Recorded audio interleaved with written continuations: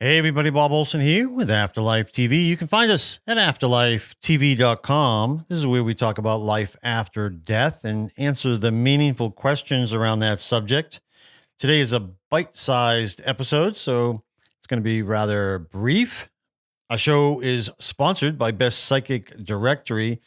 You can go to bestpsychicdirectory.com to find over 800 psychics and mediums, and all sorts of other versions of psychics and mediums right there at Best Psychic Directory. That is my site. Just, in case any of you were wondering, Best Psychic Directory is the site that I created long before I created Afterlife TV.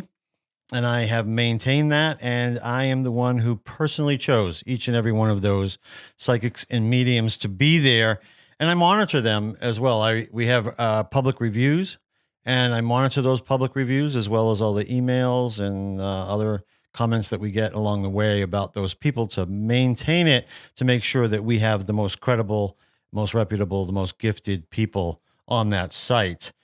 I want to thank everybody for the continued reviews that you give for not just my new book, but also Answers About the Afterlife. Answers About the Afterlife came out in 2014. We have well over 500 reviews for that book, which is astonishing, really amazing. And I'm grateful to each and every one of you who left a review for Answers About the Afterlife. The newest book, The Magic Mala, of course, I'm very excited about it because it just came out here at the beginning of May. Some of our most recent reviews, Jeannine Bakriges. Jeannine Bakriges is actually on Best Psychic Directory. You can find her on the Vermont page. One of the things that's really cool about Jeannine is she has 192 reviews. Now, that's 192 people who are willing to give their first and last name in order to give her a raving review on bestpsychicdirectory.com. So I am grateful that so many people gave her a review, and I'm also very grateful that Jeannine left me a review for The Magic Mala. She writes, I really love this book, so much so that I bought a copy for our youngest son and gave him a mala as well. I think that's really cool. It's not flowery or pretentious. It's simply and profoundly inspiring. Thank you for writing a book, Bob, that anyone who reads it can understand and not be intimidated by it. Susan Ross wrote, buy this book. This is a most amazing book. If you are looking for a way to manifest your dreams, this is the book for you. It is delightful nonfiction that incorporates all the major concepts of metaphysics in an easily understood and entertaining way. I now use my mala daily and am conscious of my focus and my intentions. Thank you, Bob. Lois Tilley, thank you for leaving me a review. I think it got mixed up. It says accept. I think it was going to be the word exceptional, but I think you got cut off there. But anyways, thank you for leaving the 5-star review.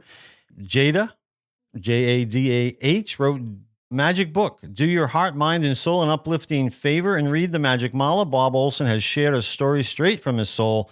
Yes, it will open you to new dimensions of life. Thank you for this magic book. And who else we got here? Vanessa Summers writes, a blast of fresh air. Love this book. Fills me with hope and fresh faith in life. Ordered a mala, going to use it. This book is just what I needed at this time. Exactly what I'm hoping and the kind of feedback that I'm getting from so many people, all the people who are reading it and leaving me comments or reviews here on Amazon.com. And I appreciate them all. And I especially love when you leave a great review like this on Amazon, because as people are trying to decide whether they're going to buy it or not, they can read that review. So you would be doing me a favor if you would go and do that. Now, today's episode is extra special because we haven't done a question in a long time. And I have Melissa here with me who is going to help me answer this question that so many people have. The person who asked the question is Bill. Bill, I just want to start off by saying, I'm very sorry that you lost your friend. So many people here on Afterlife TV can relate to what you're going through. It's a difficult time. And I'll just tell the audience that now that he's had this loss in his life, and again, it's a physical loss. Most of us understand that our loved ones are still in spirit, but that physical loss, boy, that creates a lot of pain and grief, as we all know. So he's thinking about having a reading with a medium, and he has a question that is one of the most common questions we get when thinking about getting a reading with a medium. So I'll let Bill take it from here. All right, here we go. Hi, Bob. My name is Bill. I'm reading your book, Answers About the Afterlife, and I'm enjoying it very much.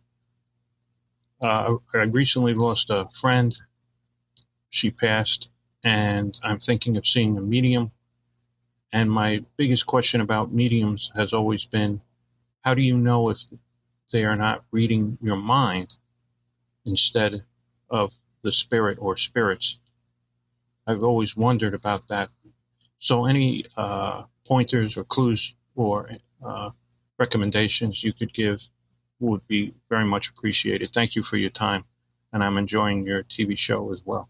Hi, Bill. Thank you so much for leaving your question. That's a great question. I get that question a lot. I've had that. I can't even tell you how many times. A lot of people have it. So fantastic question. I want to thank you for reading Answers About the Afterlife. I really appreciate you trying that out, and I'm glad you like it. That's the nice thing about this. 150 questions that I have answered due to the investigation of life after death that I've had. It's now been 18 years, but it was 15 years by the time I wrote that book.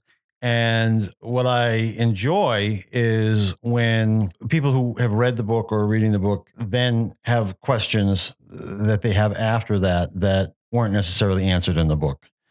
I think this one was answered in the book. You probably just didn't get there yet, but it's a good enough question that I think we should talk about it now. I want to let everybody know that I'm lucky enough to have Melissa here with me because we had so much fun with the last episode. So hello, everyone. Welcome, Melissa. Thanks for being here again. It makes it more fun for me to have you here. So, all right. What do you think? How do you want to start answering Bill's question about do mediums specifically read people's minds? What's your first answer to that, Melissa? How do you know that they're not reading your mind? Well, I think, I think it's an important question, especially for people who aren't experienced at having readings. Having had many readings and had the experience of living with a skeptic who's had many readings. Yeah. You become aware of how it works. You become more alert about how mediums work. Mm. And you recognize that that's not what's happening. Yeah. But it really does take experience. But what I can tell you from that experience is that they give you information that you can't validate. Right. But that later gets validated for you. Exactly. Yeah, I've seen not only all the readings that I've had myself, but I've watched a lot of people get readings. And quite often you will see the medium give them information, for instance, about someone that has passed that they don't even know has passed. Or maybe that person will come through. It might be an old friend from high school. Right. And they have to then go back after the reading to find out if it's accurate or not. And they do. So obviously that's the best way that we know is when they're telling us something that we don't even know. So they can't be reading our mind in order to get that information.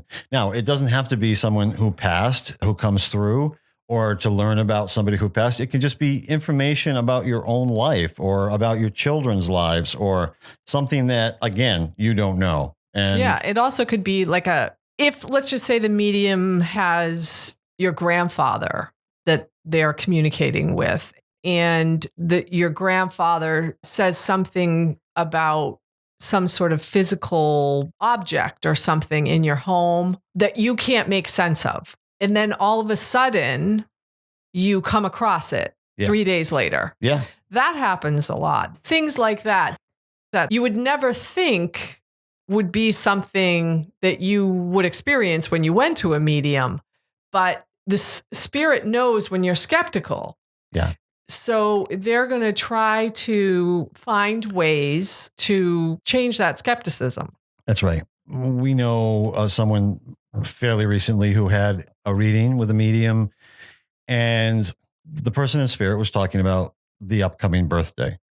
And then immediately after that, the person in spirit was communicating through the medium that, I'll call it the sitter, the person getting the reading, should look in a drawer in a bureau beside the bed, bottom drawer, look in there, there's something for them. And it happened to be an old birthday card that was Right. there.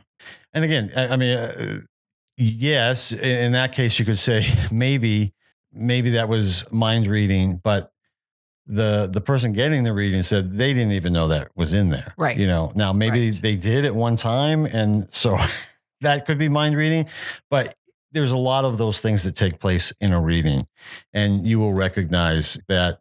We often say mediums tell us things that they couldn't possibly know. They also tell us things that we don't even know. And so who knows who put that card in that drawer? Right. Could have been anybody, but even if it was that other person, they didn't remember it anymore. Another example might be, a medium comes up with, mentions the name of somebody. Mhm. You don't recognize the name. Like, I don't know anybody by that name. Right. I don't have any relationships with anybody by that name. Yeah. And then a week later, you meet a person with that name. Now that was happening in the future, and you didn't know this person, so the medium couldn't be reading your mind in those kinds of cases. That's why it's so great to have your own readings, so you can have your own personal experience around that to teach you that, oh, right, that's in fact not what they're doing. Because it really is difficult to sit here and try to explain how that shift can take place for any one person. We Mhm. just know how it took place for us. And it was cumulative. Yeah. It was I over mean, multiple readings. that's right. And basically what happens, Bill, is over time, when you're first getting readings, you're very skeptical and you're looking for hits and misses and you're worried about these kinds of things. Then there gets to a point where you don't worry about that anymore. You have a knowing, as I've Right. talked about in the past, and you have a knowing that people are able to do this. There are people who have the ability to do this. We actually all have the ability to do it. Some are just better at it. And in that knowing, you are not trying to stump the medium anymore. While I still, to this day, if I get a reading, I won't feed what we call feed the medium, or even with the psychic, I won't feed the psychic. I won't give them information to try to lead them on.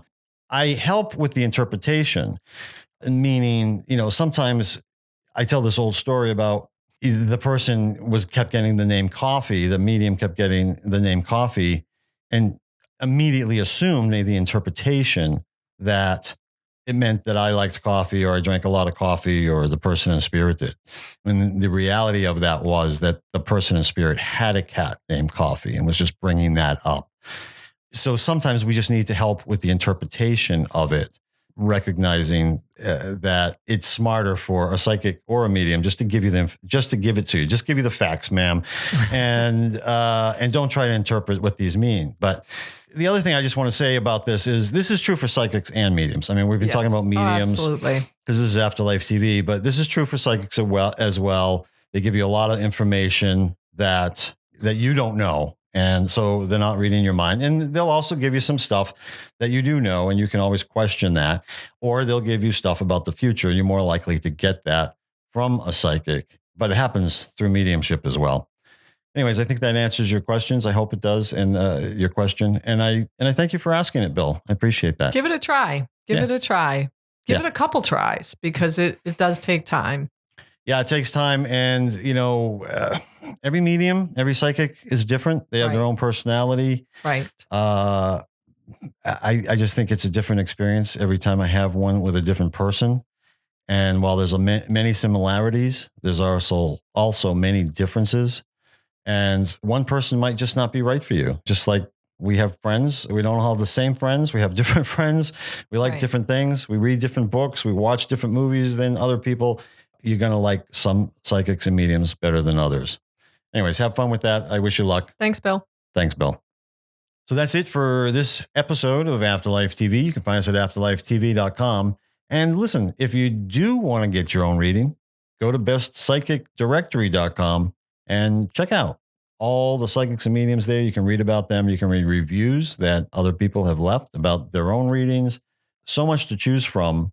And it's a great place to find credible and reputable psychics, and mediums. All right. Thanks again for listening. And until next time, I hope you have a great week.